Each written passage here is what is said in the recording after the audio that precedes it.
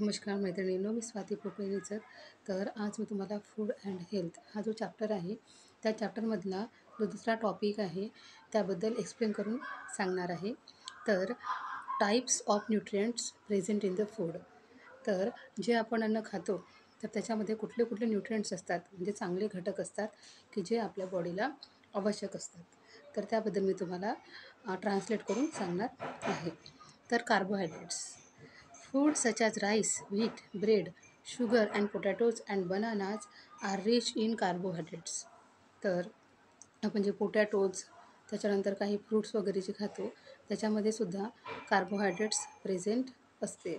त्याचप्रमाणे ब्रेडमध्ये, शुगरमध्ये, त्याच्याच प्रमाणे पोटॅटोमध्ये, बनानाज, ब्रेड्स, व्हीट्स ह्या सगळ्यांमध्ये कार्बोहायड्रेट्स असतातच. They give us energy to work and play. तर ते आपल्याला एनर्जी देतात. त्याच्यामुळे आपण आपलं काम करू शकतो, आपण खेळू शकतो किंवा आपल्या बाकीच्या ज्या ॲक्टिव्हिटीज आहेत त्या परफॉर्म करू शकतो. आता प्रोटीन्स कशाला म्हणायचं? Food such as pulses, nuts, eggs, meat, fish, milk, curd and cheese are rich in proteins. तर हे सर्व पदार्थ जे आहेत ते त्याच्यामध्ये प्रोटीन्स जास्त प्रमाणामध्ये असतात. Protein help in the development of our body. तर ह्या प्रोटीनमुळे आपली जी बॉडी आहे तिची डेव्हलपमेंट होते, म्हणजेच ग्रोथ होते आणि बॉडी पण आपली डेव्हलप होते. They build our muscles. त्यांनी आपले मसल्स बिल्ड होतात. Repair the injured tissue of the body. आणि आपल्या बॉडीमध्ये जे टिश्यूज असतात तर त्याला रिपेअर करण्याचं कामसुद्धा प्रोटीनचं असतं. आता फॅट्स आपल्याला कुठून कुठून मिळतात ते बघूया. Fats provide our body with energy. तर फॅट्समुळे आपल्या बॉडीला एनर्जी मिळते. They also protect our internal organs. तर आपल्या बॉडीमध्ये जे काही महत्त्वाचे ऑर्गन्स आहेत, जे काही अवयव आहे, तर त्या बॉडीला मेंटेन करायचं पण काम फॅट्स करतात. Butter, ghee and oil are some foods such provides us with fat. आता जे बटर असतं, घी असतं, त्याचप्रमाणे ऑइल असतं, ह्या सर्व पदार्थातून आपल्याला फॅट्स मिळतात. Vitamins and minerals. आता हे व्हिटॅमिन्स आणि मिनरल्स आपल्याला कुठून मिळत असतील ते बघूया. Vegetables and fruits content vitamins and minerals. आता जो भाजीपाला असतो, फ्रूट्स असतात, त्याच्यामध्ये व्हिटॅमिन पण असतात आणि मिनरलसुद्धा असतात. They help us to fight diseases and keep us healthy.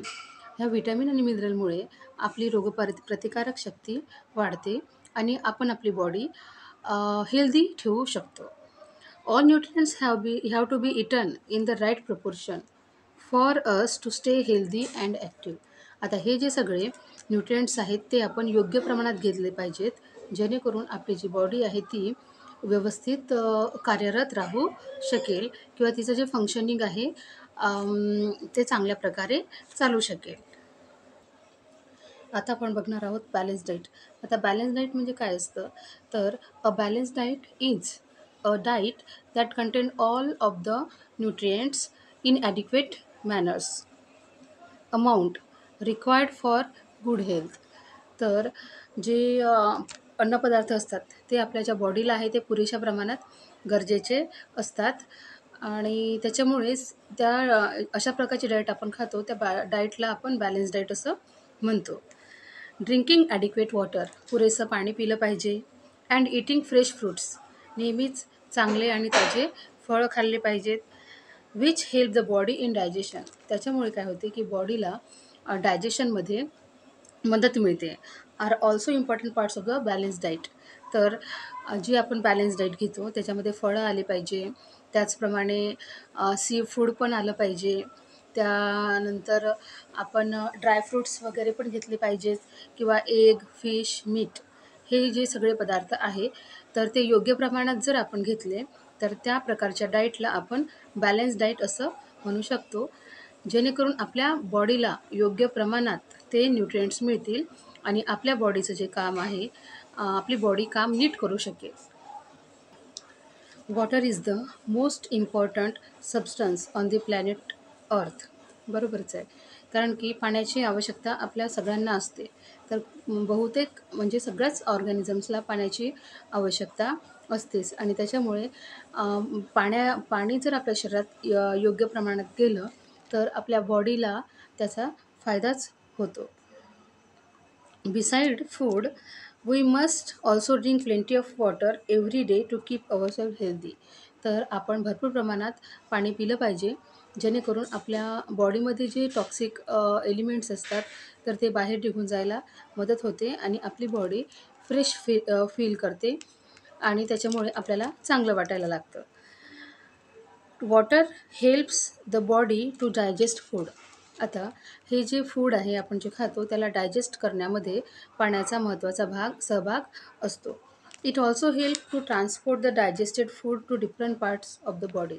तर पाण्यामुळे काय होतं, जे डायजेस्टेड फूडमध्ये जे पदार्थ असतात ते आपल्या बॉडीच्या वेगळ्या वेगळ्या पार्टकडे मूव्ह होतात, म्हणजे सगळीकडे पोहोचवले जातात आणि यासाठी पाण्याची खूप जास्त आवश्यकता असते.